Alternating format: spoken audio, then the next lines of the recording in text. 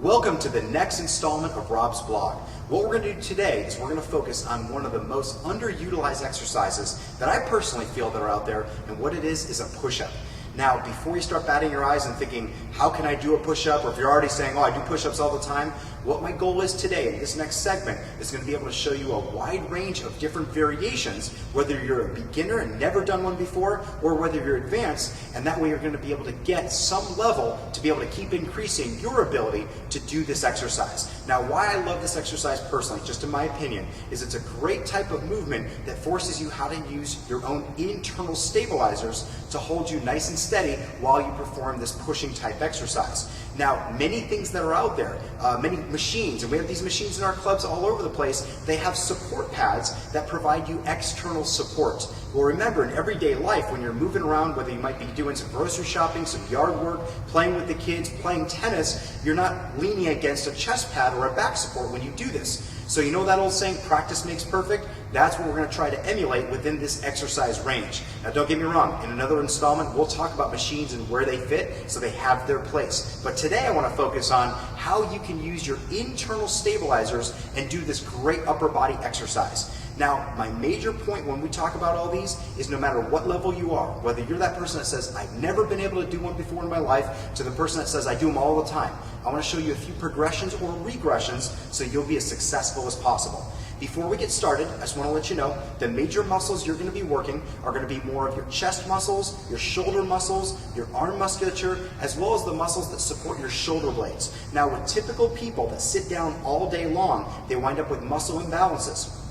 They wind up with these internally rounded shoulders, these elevated position here in this forward head position, just like so. This is going to put a big burden on a person's body. Usually wind up leading to some form of pain, discomfort, and most times have you not working out in the gym. By being able to support and strengthen these muscles, that will help that condition. So it winds up being a great routine. So a lot of different things. Now, before we get started as well, the last thing, I promise, is just this. All of these exercises, we'd like you to just go ahead and pull your belly button in as much as you can during all the exercises. Think about it like putting on your seatbelt when you get in the car. Instead, when you're getting ready to exercise, pull your belly button inward, okay? Think about from where your belly is touching your pant line and draw inward. The other thing, I know this sounds a little goofy, but squeeze your glutes a little bit. When you squeeze your glutes, your rear end muscles, that's going to help to support your lower back. Okay, are you ready to get started? I'm going to show you about 6 or 7 variations, then it's up to you to go ahead and give them a shot. If you have any questions, always just stop any of the fitness coaches or the fitness manager in any of our clubs and we'll be happy to help you out. Hang tight, we're going to be right back. All right, now we're going to get started with our push-up progression. The one thing I'd like everybody to realize is how long your body is relative to the ground will affect how hard the exercise can be. So for instance, I'm a whopping 5'7", but when I'm laying down onto the ground with my arms extended doing a push-up, I have almost all 5'7" of me opposing gravity. So I have a little bit of a longer lever relative to me. If I want to make this exercise easier for somebody that's never done it before, what I need to do is just shorten the lever. How I can do that is just simply this. I can go over to someplace like a wall, something nice and stable, and I can go ahead and lean against the wall. Now, if you all can see me here, when I lean against the wall, just like so, now the lever that's opposing the ground is really only the distance of from where my feet are to where my head is going horizontally. So I've actually just made myself that much shorter. So any of you out there that are just starting and you're saying, I've never done this, how am I going to do this? How high your level of inclination is will make it easier or more challenging for you. So I can start off with somebody with a just small little angle like so, pull the abdominals in, squeeze the rear, lower myself nice and slow, and then push myself away just like so, and that can be easier. If I want to make this more challenging, I can simply take a step back. Now I have a longer lever opposing the ground in this fashion to do the exercise. So changing your angle will make this easier or harder. That's the first level.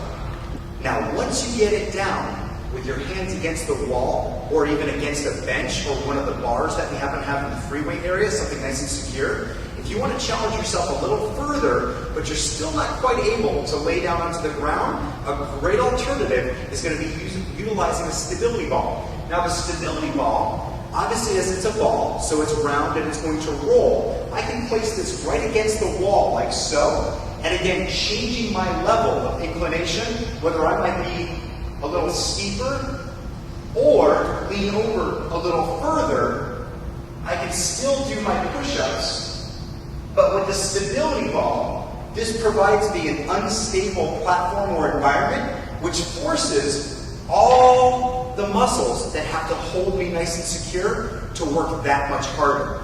So the first one, hands against the wall. The second level, stability ball against the wall, and just changing your own level of inclination. Now, after having mastered anything at the wall or a bar or a machine, we can move to the floor. Now, with the floor, we can start in more of a modified position with our knees on the ground, our hands on the ground, and bring the hips down so they're going to be nice and level through a straight line from the ear to the knee. Go ahead and allow your lower legs to just touch the ground. Pull the abdominals in, squeeze the rear end, slowly lower yourself, and then push all the way back up as far as you can. So next version, the kneeling. After mastering the kneeling, we can move to the typical push-up on the toes. All that is just this. I can go ahead and change different hand positions. Normally we'll have people go just a little bit slightly wider than shoulder width. With the feet back, keep the abdominals drawn in the entire time, squeeze the rear end, and just slowly lower yourself. And then push all the way tall as far as you can. What you really want to watch for is the lower back. Watch my lower back if you would. Everybody see how that just ducks down backwards? That's going to put a lot of stress on your spine, so make sure you tuck that tail and keep those glutes tight. So again, you have a nice straight line from ear all the way down to ankle.